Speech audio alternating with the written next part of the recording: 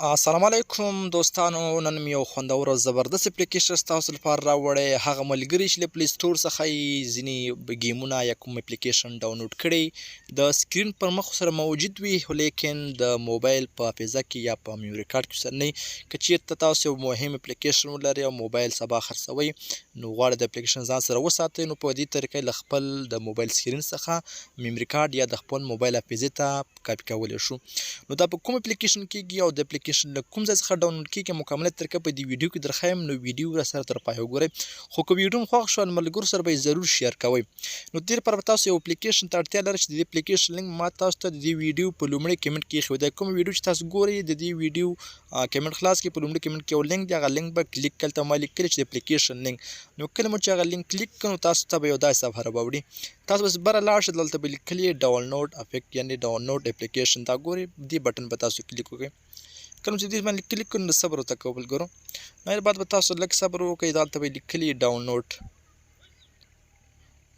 یو څو سیکنډ ورته صبر کوو، زموږ نیټ لږ کمزور هم دی. نو تاسو دلته به دغلته لیکلي ملګرو چې اپلیکیشن ډاونلوډ. تاسو به راشئ دغه باندې کلیک کوئ، دا اپلیکیشن به تاسو سره څنګه شي ډاونلوډ شي. زه ډاونلوډ کوم له ځان سره، لږ صبر ورته کوو.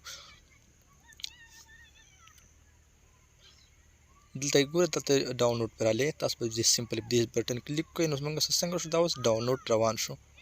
تاسو کتلی شئ ما سره دا ډاونلوډ روان شو. زه ویډیو سکیپ کوم تر څو پورې ویډیو اوږده نه شي. نو دغه دوستانو ما سره دغه اپلیکیشن ډاونلوډ شو. تاسو کتلی شئ دا اپلیکیشن دی. صحیح ده، ما سره دا ډېر اپلیکیشن دي.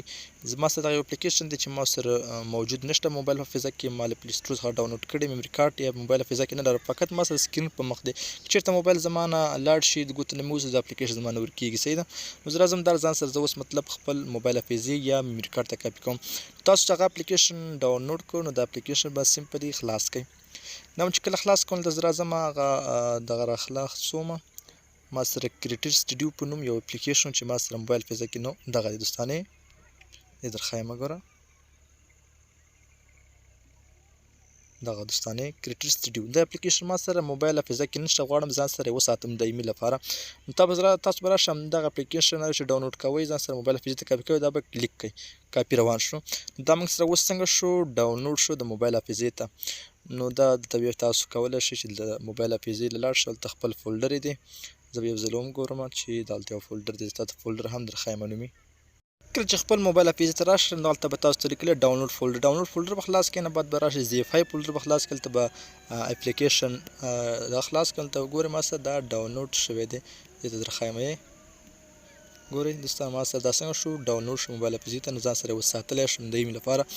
که مو ویډیو خوښ شوي له ملګرو سره یې ضرور شیر کړئ. د فیسبوک، وټساپ هر ډول ټکنالوژي په اړه هر ډول پوښتنه لرئ نو مهرباني وکړئ موږ ته کمنټ وکړئ یا زموږ پاڼې ته میسج وکړئ، تر څو موږ میسج ته مو ځواب درکړو او د حل لاره در وښیو.